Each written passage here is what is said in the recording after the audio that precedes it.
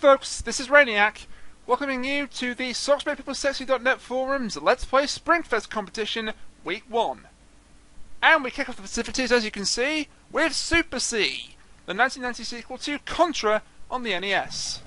Contra, of course, one of the all-time classics, one of the best run-and-gunner games of the 8-bit era, possibly of all time. Now, I'm not going to waste time explaining what the exact rules of this contest are, but I will give a little bit of history for those that aren't aware of it. This is actually the fourth contest that SocksMadePeopleSexy.net forums has done.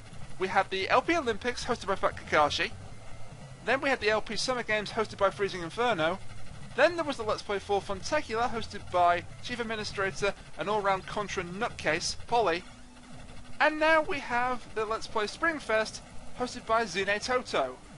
And I for one welcome on you Contest Overlord, although I think I'm just going to call him Zenny, because saying Zine Toto all the time is going to get really kind of awkward.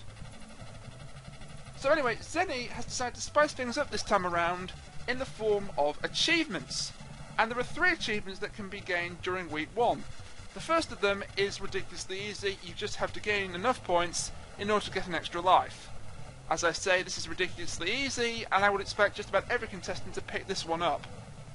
The other 2 are a lot more challenging. For 3 points, you have to kill every enemy that enters the screen. There are a few exceptions, and when I say kill, they just have to die. You don't have to kill them directly, but they have to die. If they walk off the screen, you lose your 3 points in your achievement.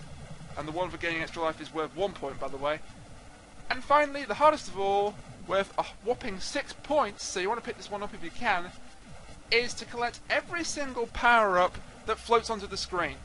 If just one of them escapes from you, then sorry, you lose the achievement and the point bonus.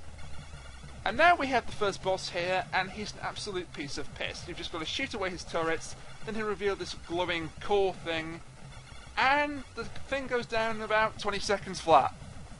I've seen footage on the internet of people killing it within 12 seconds. All the bosses in this game are quite easy, but that one is just ridiculously easy.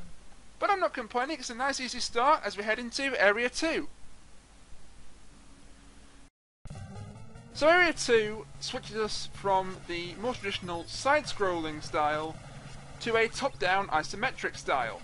Now they did this in Contra 1 and Contra 3, so this is nothing new.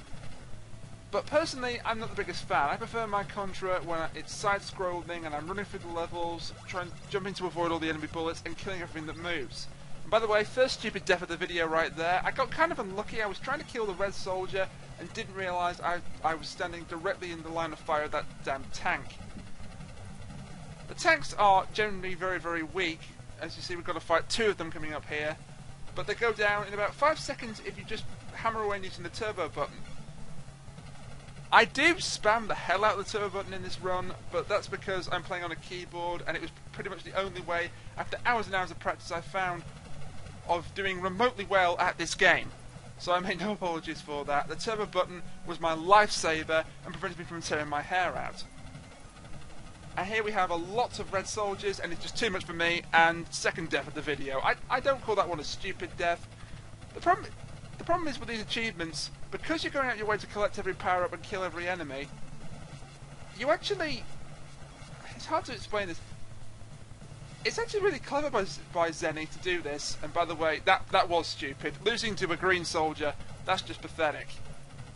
And that is one of the exceptions, by the way, that if you're dead and a soldier walks off the screen, an enemy walks off the screen, that doesn't blow the achievement. And by the way, first game over, but it doesn't really matter because I wasn't going for completion here, and you do get more points depending on how far through the game you get. But I knew full well I wasn't going to get that far through the game in 15 minutes. Just a little spoiler for you right there. And as I said, the worst soldiers here are the red ones. The green ones just sort of walk into you kamikaze-like, and they're not bad at all. The red ones... Okay, fair enough. If I was a halfway decent player at Contra-style games, maybe they wouldn't cause a challenge at all. But when especially when there's like 3 or 4 of them crawling around the screen at once, my brain seems to sort of stop, switch off and go, ah, and I get shot. The tanks, as I've said, are not bad at all. In fact, you can position yourself, as I do right here, just in front of the turrets in such a way that they can't hit you and then you just fire back, although there I walk directly into a bullet. Again, I was chasing off the green guy to make sure he didn't go off screen, and I lost my concentration and I died. These achievements, as I said, are genius, and because I don't have the spread gun, they say he walked off screen, but because I was dead, that I believe that doesn't destroy the achievement for me. I'll have to get clarification from Zenny on this, but I believe that's the case. As I was trying to say before I was interrupted by being killed there, I kind of had to use the tanks as cover to snipe the 2 red soldiers. They're quite useful in that respect once you destroy them. And here you're probably thinking I'm doing quite well, we'll keep thinking that. And also, the spread gun of course, but of course I don't get to use it, or indeed the flashing laser icon, because I'm dead again. And this is going so well. So here we are back at the start of Area 2 yet again, and I apologise for all those who are thinking, man, this guy sucks at Contra. I will explain one of the reasons why I suck at Contra. I really haven't had that much experience or practice with it. I've played none of the first game at all. Sorry, Polly. Feel free to beat me with a shoe right now. I've played the first 2 levels of Contra 3 and did terribly at them. And I've played 1 level of Contra 4 and did just as terribly at that as well. So I'm not really used to the Contra style of gameplay, which is probably why I'm getting hit by everything on the screen that moves right now. That being said, this run I did quite a lot better, again, spoiler alert, because I was finally starting to learn where to stand. If you have the spread gun, those 2 red soldiers are suddenly a cakewalk. As are these 3 red soldiers. And as I was trying to say, the achievements that Zenny has come up with are genius, because you're so worried about collecting them that you kind of take your eye off the ball a bit and you forget about everything else on the screen, and therefore you're more likely to die. So as I said, genius. And speaking of genius, I used a bit of ingenious of my own here and realised that I didn't have to pick up the power-ups in the order I shot them down, as long as I picked them up. And doing this, I managed to avoid getting the laser and instead kept the spread gun.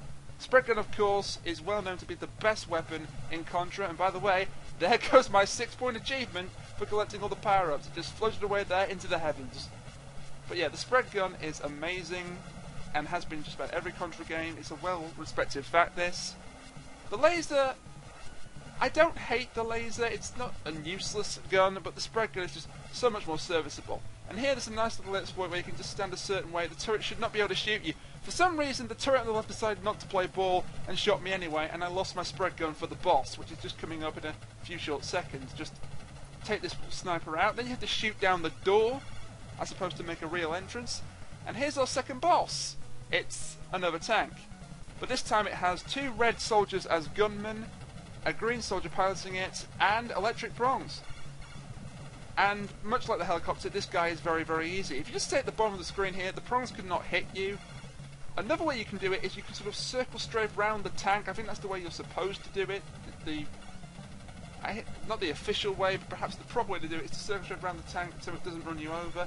But this was just as well. It may not be as quick as that method, but it's a lot more safe, because all you have to do is just move left and right, avoiding the shots, fire at the 3 soldiers, it blows up, the boss is dead, and we can finally move on to Area 3. And not before time.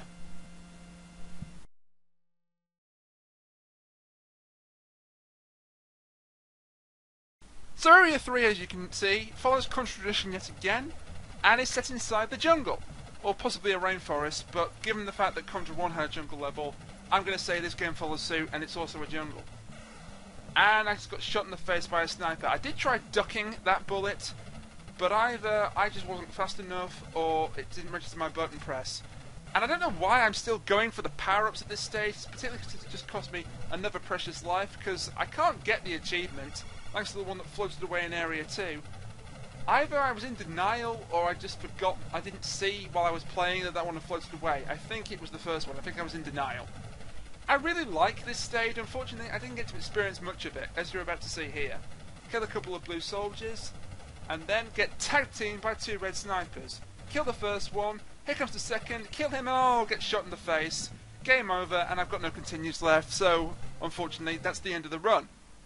Except it isn't, because barely 10 minutes have passed, let alone 15, so there was nothing else for it but to return to the beginning of the game and play it through all over again. As I said, complete and utter Contra noob, and I apologise if this footage is suddenly getting boring for you. But hey, I never claimed to be an expert. I knew right from the start this was what's going to happen. And had I got that power-up in Area 2, this would actually have been a decent strategy, because the power-ups are a lot easier to collect in the first couple of areas of the game than they are later on in the game. So, you know, if I'd had my strategy hat on, I could have really exploited this and done really well. And also the enemies are easy to kill, getting that achievement. I'm still losing lives like it's going out of fashion on Area 1, so, yeah. Embarrassed and not the greatest Contra player, but let's just leave that alone. Now, I did some research, as I always do on the games that I Let's Play. This isn't, strictly speaking, a Let's Play, but it's for a Let's Play contest. So I did some research on it. And I came up with a couple of interesting things. The game stars Bill and Lance, the stars of the first Contra game, although for some reason in the manual they're called Mad Dog and Scorpion. I'm assuming that was like their code names or their nicknames or something. Anyway, Mad Dog and Scorpion / Bill and Lance are now fighting, if you listen to the manual, their own allies, because these soldiers that we're killing here are apparently possessed by aliens. I mean, never mind the guys we were shooting and killing in the first Contra game, apparently these guys are possessed by aliens, which I think was just Nintendo of America's half-assed way of trying to make the game less violent and more acceptable. Instead of killing humans, we're killing humans possessed by aliens. Whatever, I may just be ranting, but you know, that's what I do. And at this point, I think I didn't care anymore and just jumped straight into that soldier for the hell of it, and now I have to restart again. Now, the other interesting fact I uncovered about this game really kind of surprised me. First of all, the Konami code. It does exist in this game, but not the same way it does in Contra 1. It's a different code, but it's still referred to as the Konami code or the Contra code. But it doesn't give you 30 lives. It does in the Japanese version, but in the American version it only gives you 10 lives. Not that it would have helped, because I've died more than 10 times, so even if we put in the Konami code here, which is not allowing the rules, but even if I'd done that, I still wouldn't have got any further through the game, which is small comfort. But the other really interesting fact about this game that I discovered was its name in PAL, in Europe and Australia, in the PAL region, right?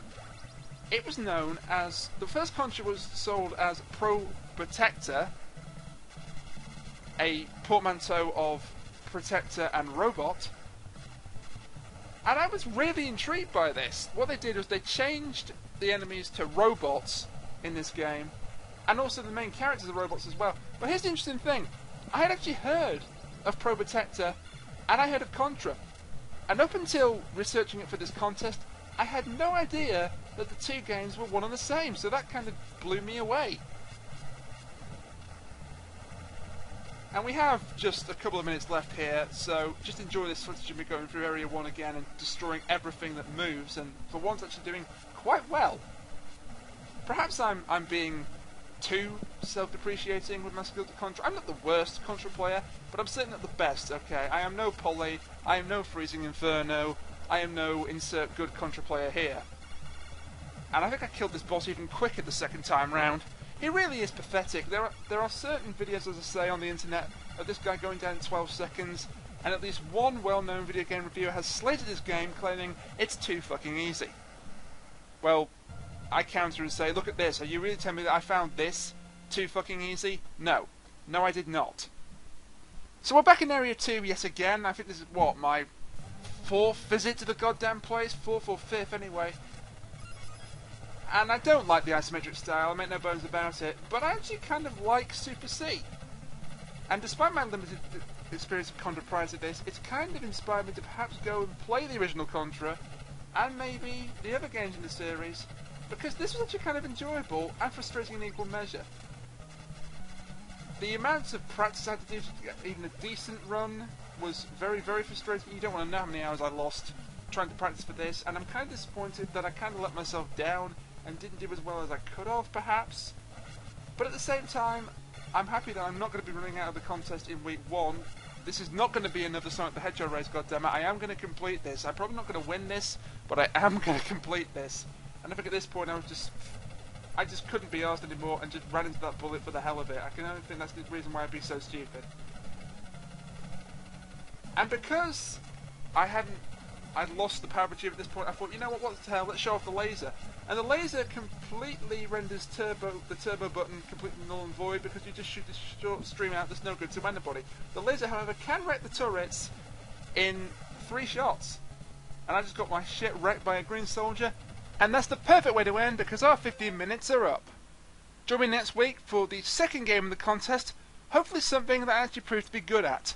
Until then, auf Wiedersehen.